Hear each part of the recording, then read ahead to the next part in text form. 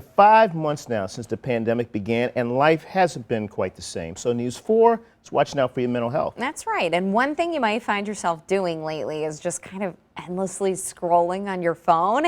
This has become so common during the pandemic that experts have actually deemed it doom scrolling. Ooh, sounds ominous. News 4's Alyssa Toomey joins us live with more on how you can fight this unhealthy habit. Hey, Alyssa. Hey, good morning. Well, full disclosure, I just looked on my phone and I am averaging about 3.5 hours a day of screen time. That is so embarrassing to share, but I had to level with you guys. So before the pandemic, I used to set limits on apps, limits on my phone, things like that. But right now, that's just not really that realistic. What we can avoid, though, is that endless scrolling that kind of leaves us in a state of despair afterwards and just feeling super anxious.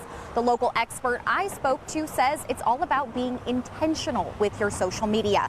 So part of the battle right now is that we want to stay informed, but we're also dealing with a constant influx of information. We feel pressure to constantly be checking things because so many situations are rapidly evolving.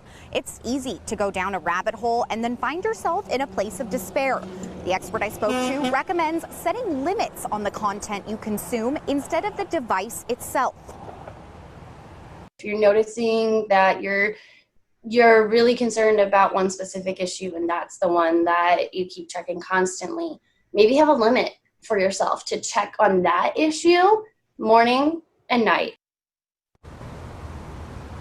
So Mo and Marissa, that expert, also recommends just being mindful and intentional while you're scrolling, paying attention to how you're feeling so you can recognize when you're feeling anxious and then maybe try to reel that back in. Marissa, I know you mentioned in our last hour that you are definitely guilty of doom scrolling. Yes. I do it as well. Mo, is this something that you struggle with too? I probably need to get a little more on.